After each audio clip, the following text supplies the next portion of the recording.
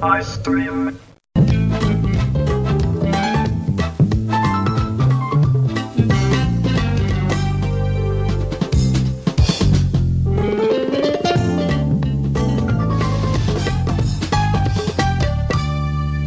My guest today is a third-generation actress, so I should really be introducing her as a chip of the old block. But I find it's difficult to describe Kajol as a chip of any block, old or new. She's an actress who's lived by the rules, a star who'd much rather be an actress. It's fair. Pretty much. Right. Okay, now having described you as third generation, let's actually start chronologically. Let's start at the beginning. What do you remember about growing up? My firmest memories really are of my boarding school. That was my golden time, basically. Where I did you really go? enjoyed myself. St. Joseph's Convent, Panchkuni. You have a reputation for being a great reader. Did you develop that at school, or was that before?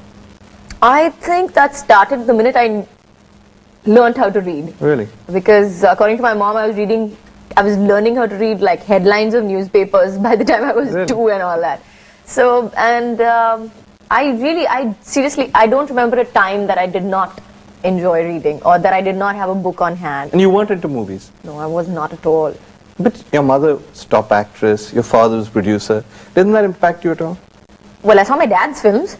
Yeah, well, so I mean, he I hope you insisted saw I your come mother's for all the movies also. trials. But my mother's films, I refused to watch because by that time she was playing mother to so many other children.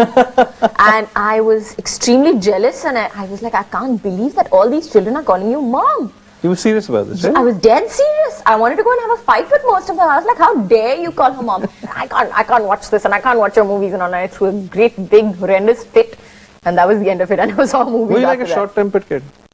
Pretty much. Yeah? After hearing all this, yes. It does sound like that's why. This is the only reason I ask. Yeah. Yeah, But like the kind who would sort of shout, or the kind who would cry and lock herself up in her room. Not try and lock herself up in the room. Sort of Kick, aggressive fight. one. Yeah. Yeah, shout, scream, bang my head against the wall to get my way, anything. And would you get your way? No. Your parents was like. My mother was very, very, she was the heartless, absolutely. I could bang my head against a wall, I could do whatever I wanted, but if she said no, it meant no, absolutely. And that was final. Yeah. What about your dad? Was he easier to get around? Actually, my parents were really smart. I mean, I really hope I'm that smart when I have my kids because they never allowed both of us to play each one up against the other. And you remained close to them? Yes. Both of them? There was no sense of any kind of estrangement in your mind at all? Not at all. What was your relationship with your father like? Because you didn't actually live with him. I did live with him till I was about 4 and after that we moved away. But I was always, I was always daddy's little girl kind of thing. Yeah, I was. Would you go to the studio?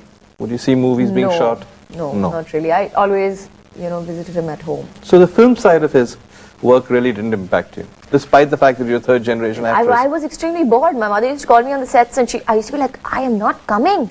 It is very boring to watch you work.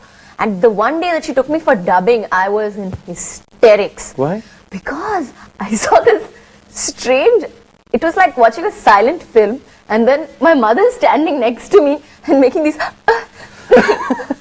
please, and crying next to me. I was in hysterics. It is the funniest thing for a person who is not into films at all or who does not know anything of the technicality of making films.